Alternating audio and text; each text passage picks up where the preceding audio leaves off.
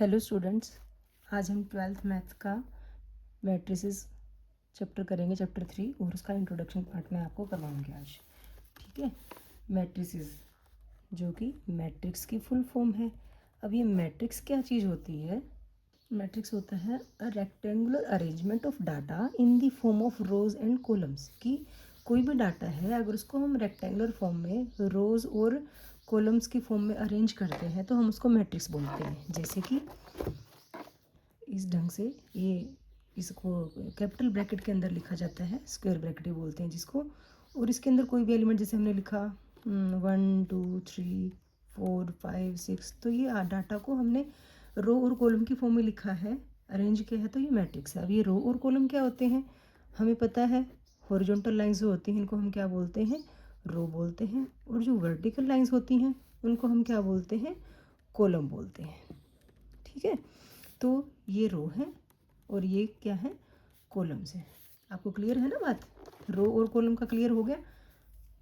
और जो इसमें नंबर्स लिखे हुए हैं 1 2 3 4 5 6, इनको हम बोलते हैं एलिमेंट्स। क्या बोले जाते हैं? ये एलिमेंट्स बोले जाते हैं। जितने भी इसके अंदर नंबर्स होंगे सबको हम एलिमेंट्स बुलाएंगे। ठीक है। उसके बाद नेक्स्ट इसमें आता है हमारे पास order. Order of a matrix. Order of a matrix क्या होता है कि किसी भी मैट्रिक्स में, इसी वाले मैट्रिक्स को उठा लेते हैं हम 1 2 3 4 5 6, तो ऑर्डर जो लिखा जाता है वो रो मल्टीप्लाई कॉलम लिखा जाता है। ठीक है। तो देखो इसमें रो कितनी है? इसमें रो है 2 और कॉलम्स हैं 3। तो और लिखा यहाँ जाता है ऑर्डर, तो ये रो है 2 और कॉलम कितने हैं? 3। तो ऐसे किसी भी मैट्रिक्स का ऑर्डर लिखा जाता है। मैं कोई और मैट्रिक्स लेके दिखा देती हूँ। 1 5 7 9, यहाँ पे देखो कितनी रो हैं? 2। तो पहले रो लिखी जाएंगी, फिर कितने हैं? कॉलम। कॉलम भी 2 है। तो ध्यान रखना है, फर्स्ट नंबर पे रो ही लिखा जाएगा और सेकंड नंबर पे कॉलम्स के बारे में लिखा जाएगा, रो इनटू कॉलम। इस ढंग से हम ऑर्डर लिखते हैं मैट्रिक्स का। ठीक है। उसके बाद नेक्स्ट है हमारे पास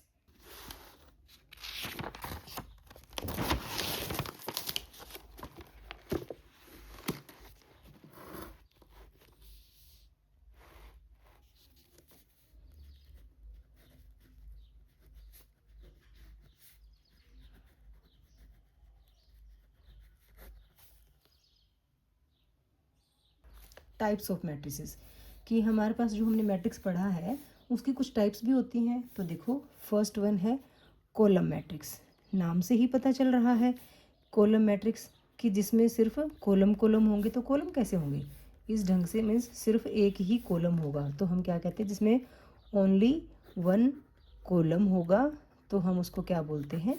कॉलम मैट्रिक्स। ठीक है। जैसे 1 2 3 4 3 4, ये हमने एक मैट्रिक्स बना दिया, इसमें सिर्फ कॉलम है तो 1 कॉलम है तो कॉलम मैट्रिक्स। नंबर सेकंड पे होता है हमारे पास रो मैट्रिक्स। अब ये रो का भी नाम से ही पता चल रहा है, जिसमें क्या होगी?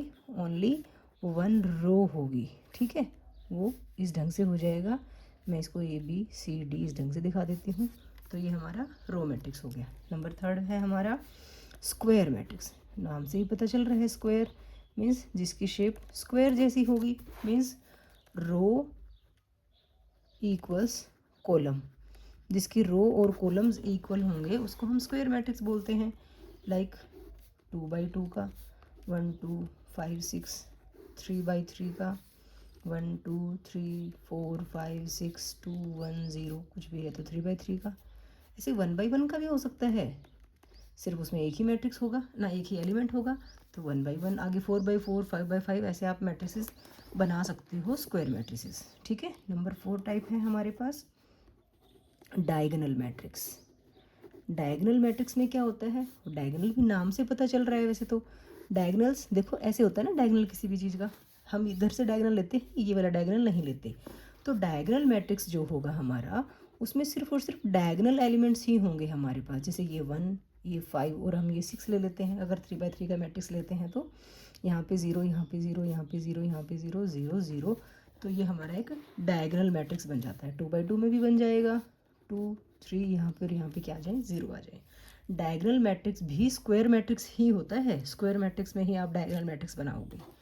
ठीक है। मतलब डायगोनल मैट्रिक्स स्क्वायर्स में से ही निकलता है। बस वहाँ पे भी एलिमेंट रो और कॉलम इक्वल होते हैं, यहाँ भी रो और कॉलम इक्वल होते हैं। बस यहाँ पे डायगोनल एलिमेंट कुछ और हो सकता है, लेकिन उसके अलावा जो एलिमेंट्स बच गए वो सारे क्या होंगे, 0 होंगे।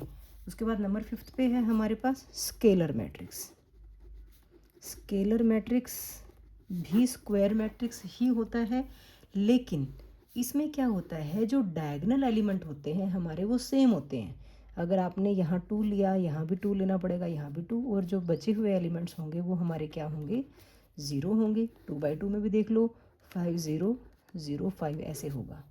ठीक है, इसमें डायगोनल एलिमेंट्स क्या होंगे, सेम होंगे, उसको हम बोलते हैं स्केलर मैट्रिक्स। नंबर 6 है हमारे पास आइडेंटिटी मैट्रिक्स।